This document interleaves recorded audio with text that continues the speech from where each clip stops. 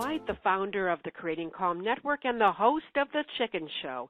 And today on this show, we are going to be tackling the topic, what to do about chicken poo. Because one thing I have learned as a mother clucker is that chickens have a lot of poo. And when I first got my hens, all I could remember was as a little kid I had parakeets, and I thought of parakeet poo. And then the hens showed up, and there were these big, globulous poo, and I thought, well, what to do about chicken poo? So today I have an expert chickenista from the Chickenista group who also does farming. Trish will be walking us through from chickens to compost to gardening to the kind of crop that she makes. So Trish, welcome to the Chicken Show. It's so nice to have you here. Thank you. It's really nice to be here. And you live in sunny Florida. What part of Florida is that? I'm from St. Petersburg before I moved north, so I know that part. Are you in the middle or north, or where is your home? Honey, I'm at the top. Okay. I'm 60 miles from Jacksonville, but I'm only 4 miles from Georgia. Right. So you've got kind of a lush dirt and soil even to begin with, I would think, by the Georgia border. I am on the edge of the swamp and the national forest.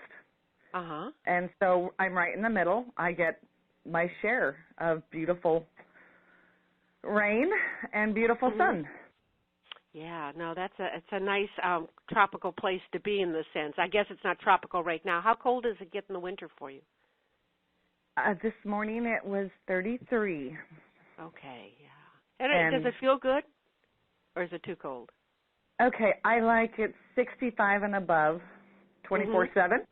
Okay. But it's not quite 65 today, so I'm watching everybody from inside. Making sure they're all okay. Tell me who everybody is. What kind of chickens do you have? How many, and some of their breeds? I have 10 laying hens, and their rooster, Sir Whiteness, is a barred rock. Okay. Beautiful, beautiful barred rock. And nine of his ladies are also barred rock. Oh, they are an amazing breed. You know, you've seen pictures of Glozell, my little barred rock. She's so curious and bossy. Is that typical of the barred rock breed, the curiosity and the into everything? 2-year-old, very docile. If you hand raise, they are very at your feet. Hi, Mom. How are you? What are you doing? Can I share? Are you getting worms for me, Mommy? That's great. Hurry, Mommy. They're in your face. And they're very inquisitive. And mine are 2 years old. In fact, they turned 2 on January 2nd. Well, 6 of them. And 3 of their daughters turned 1 on January 6th, who are also laying hens. They're very docile. I don't, bring them into the house with me like your sweet girl. Yes. But I do have one of my layers who is a Rhode Island Red, Gigi, that I fell in love with. And Daddy says, okay, if she promises not to cause any problems, you can keep her. So we have Gigi, and everybody treats her differently. She was raised with the ducks, so she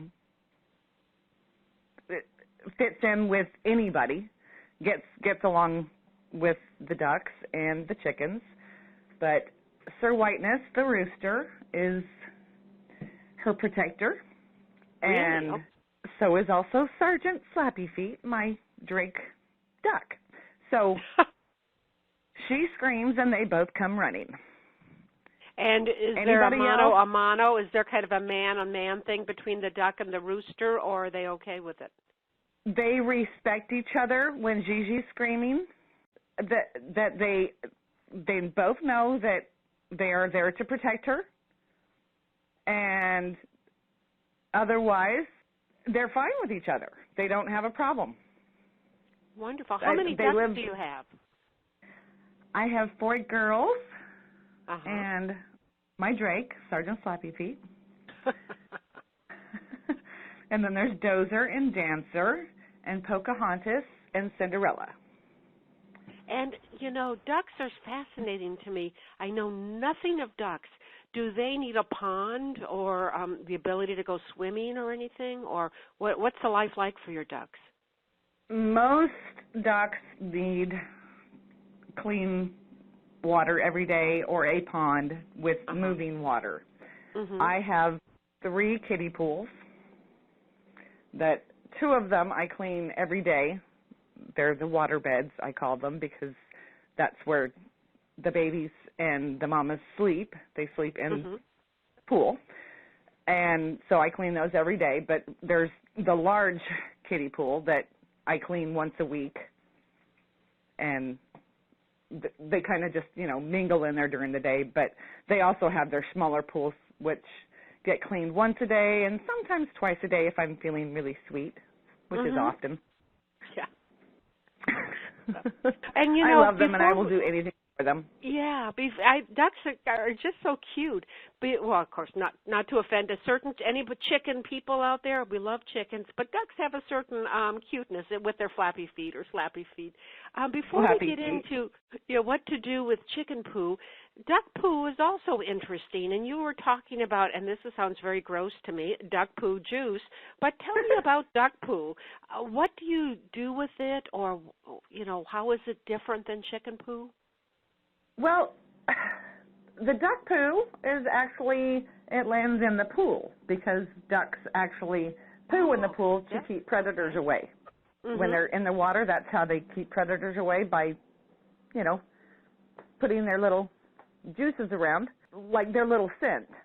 Like, this is my spot, stay away. So most of their product is kept in the pool, which I pump out in the summertime into the greenhouse for the bananas and the fig tree and the pineapples. That makes sense, and that's why you meant by juice. So it really is not as strong because it's so diluted in the water. Right, and it's with so much water.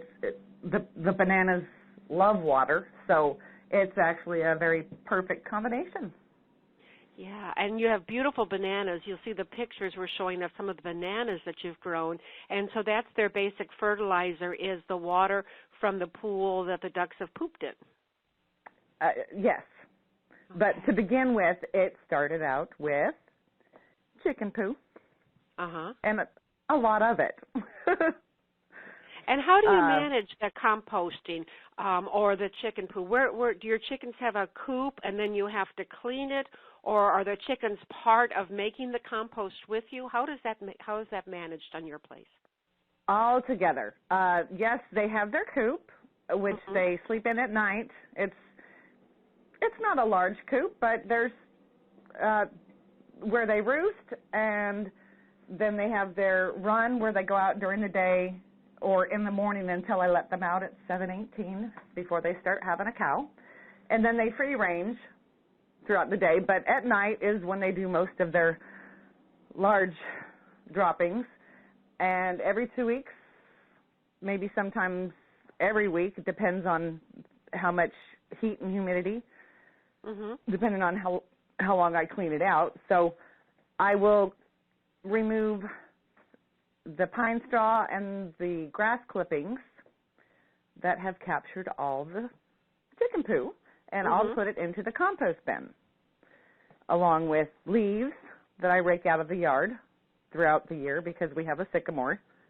And when I let them out to free range, they will go in and they'll scratch around and move it around for me, so I really don't have to do anything but put everything in there. So they actually do most of the turning for you. Yeah, most of the turning.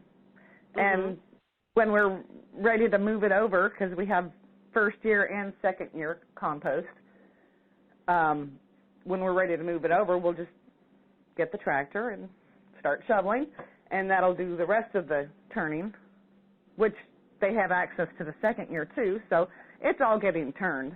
And it's just beautiful piles. Everything goes in there from our leftover vegetables because not only will it compost in there, but if it's fresh enough, they'll eat it.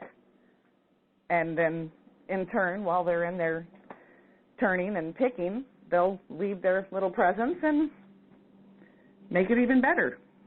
And I think it's for city slickers, it's an amazing process, and yet it's such a wonderful return to earth.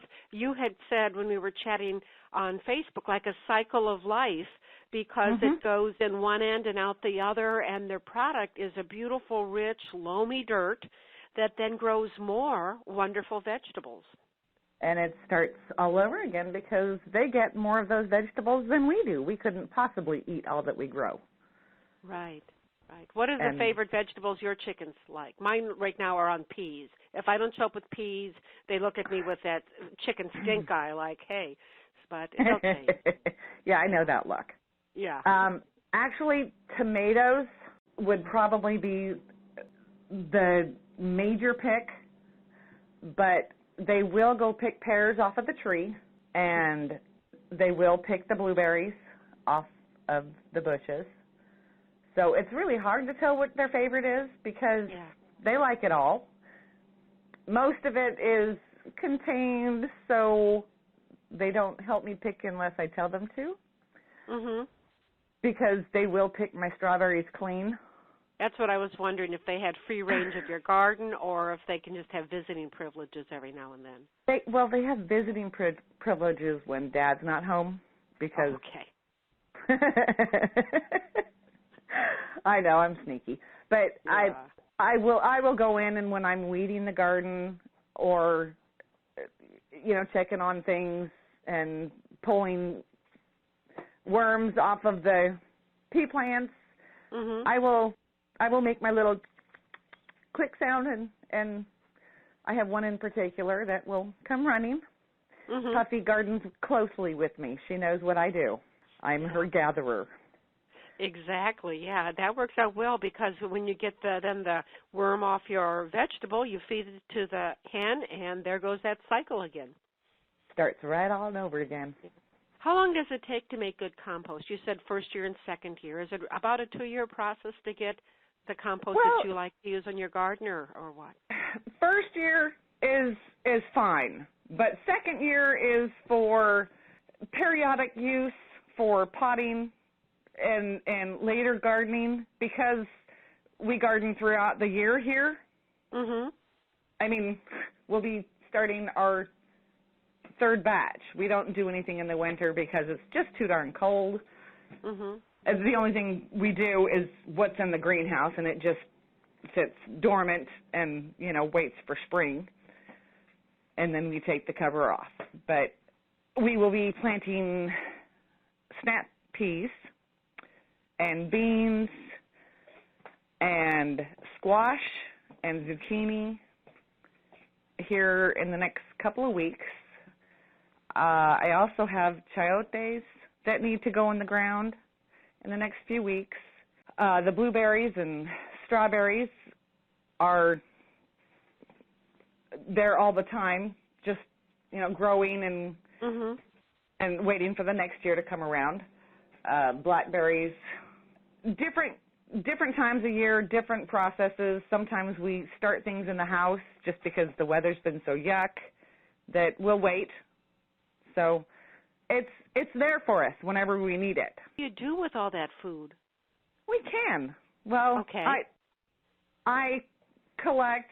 I do most of the harvesting, most of the taking care of the plants, and during the day and on the weekends or some early evenings that my husband gets home from work, he does most of the canning. Yeah. How much land do you have, Trish? 5 acres. And are you new to farming? I think you were talking about, you hadn't always had this lifestyle. No, we moved to Florida 12 years ago. And I managed convenience stores for many years. And I just got tired. My back hurt. I blue discs, had to have surgery, and I had to retire at a young age. Yeah. And with an empty nest, my children gone, and me sitting at home on 5 acres in the middle of the country, it was kind of, So I found some. And now you're probably working harder than you've ever worked, but it sounds like you're loving it probably more than you've ever loved it. I've never been happier. Yeah. It all got started with some seeds that I found in a box that we never unpacked. Mhm. They must have been 10 years old, and so I went out and I planted them. I just did a little makeshift garden. My husband comes home and says, "What are you doing?" I says, "Oh, I found some seeds. I thought I'd plant them." And he looks at the package. He says, "Honey, those are 10 years old." I said, "So? If they come up, they come up. Cool." So that's what got that started, because he realized how neat it was and that we could grow things. And then the chickens came, right? Were the chickens the next step, or was the duck the next No, step? he built me a bigger garden. He went all out. And I came home for Mother's Day, and there was my large garden. I'm like, oh, my goodness, neat. Mhm. And then I spent time with ducks, Muscovies, wild Muscovies, while I was working with him a little bit. And he realized how much I was loving them and enjoying them. Well, that Christmas, he got me ducks for Christmas. Sounds like it was a great gift. A few weeks later, he got me chickens for my birthday. Cute little 2-day-old, and I'm like, oh, heaven. I was in heaven. And he realized that this was the life for me, and so he's enabled me to enjoy it, and we enjoy what we get out of it by all the growing. And at one time I think we had 57 different things growing on our property. I enjoy my birds' company all day long. That's how I start my... I was going to ask you, in one sense, think of it from a sense, what impact have the chickens made on your life? You know, from before chickens to now chickens. How has it impacted your life or changed your life to have chickens? Peace. Mhm. I'm at peace, and they've made it easy to be by myself. I'm not actually by myself. Now I'm not talking to myself, I'm talking to them. So I'm not really the crazy chicken lady. I'm just... Well, you are, but no. Just kidding. I enjoy the fruits of life. I've always enjoyed nature. Just knowing that I don't have to go anywhere and can have everything, and it all starts with chicken poo.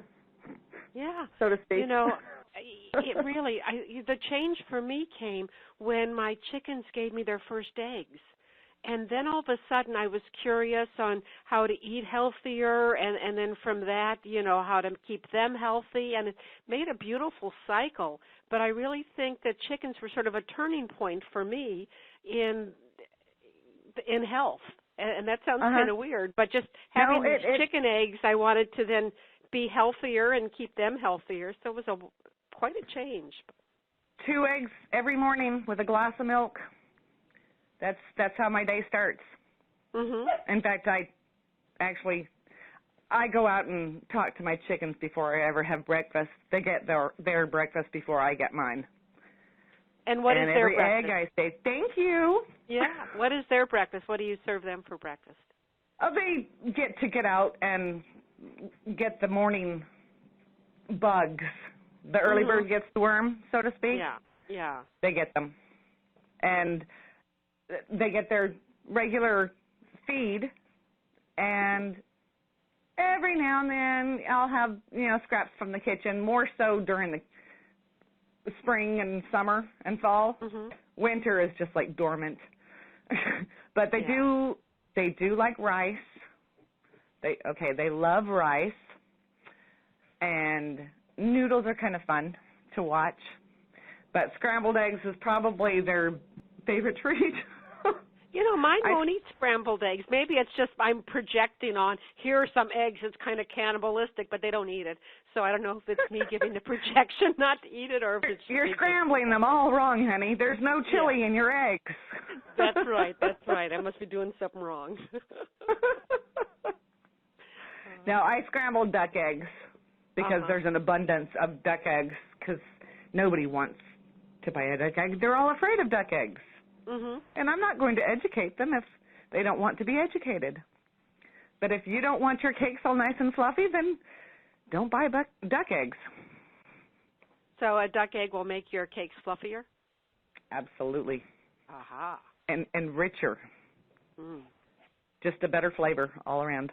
Yeah, amazing. Let me ask you this, since I want to get back to poo before we finish up because our time is almost up. Have you ever had a composting mistake, or has it worked out real well for you? No mistakes, just treasures. Okay. And is there any kind of balance you keep, or with the leaves from your sycamore, that's enough of a balance against the nitrogen of the Pretty much a balance. Everything that I put in there, I can literally rake leaves every day for 10 months out of the year, and that offsets the balance of 10, 11 chickens. Yeah. I mean, it's really not a lot, but it works for us. It's plenty for us. There's only 2 of us, like I said, but that was the one thing I learned was the balance, because when I first started, I was just putting all of my poo from the coop out into a bin, and I would put my coffee grounds and leftover vegetables. And then one day I'm out there, I'm thinking, is there a fish kill? I mean, something is stinking in the whole neighborhood. Then I realized it was me, and I felt bad for all my neighbors because you could smell it like a block away. So then I, of course, Googled it, Dr. Google here, and I found out the leaves. So you have to have the green and the brown and the leaves and the poo, and now I have a sweet-smelling compost bin. So there you go. I guess just a slow learner. I learned by mistakes. I collect my own pine straw to put in the coop runs and on the bottom, or in the runs, and then on the bottom of the coop, and then I put dried grass, which I also collect. I mow my own pasture and then rake the grass because they won't lay their egg in anything but that. So that goes on top of the pine straw for warmth especially, but everything comes out along with the poo, and so it's already got started, yeah. It's already got it started. So there's all my compost is literally already starting to compost. It starts that way. I just move it. I just find it so, as a city slicker, fascinating and wonderful. And I've been giving compost to my friends, so I don't know if they find it fascinating and wonderful. Here's a bag of chicken poop for you. But in closing, Trish, because we could probably go on for much longer, but what is your favorite part of your life with chickens and crops, the life you have now? Is there a part that you treasure the most? Probably spending time in the garden, just quiet time, and having 1 or 2 just stand there quietly with me and scratch, and I can talk to them. Or while I'm harvesting beans off of the 20-foot trellis, I'll have hummingbirds land 3 inches from my hand. It's just peaceful. Spending time in the garden with my birds and all the other birds that decide to come along. Yeah, it is. It's just, as I would say, a clucking good life. It's all clucking good. It's a clucking good life for sure. Trish, thank you for being on the Chicken Show, and we hope you come back. We'll be probably doing some groups where we have a couple different people talking like we did with the house hens. So we'd love to have you come back with that, but thank you for taking time to join us today. Absolutely. Thank you very much.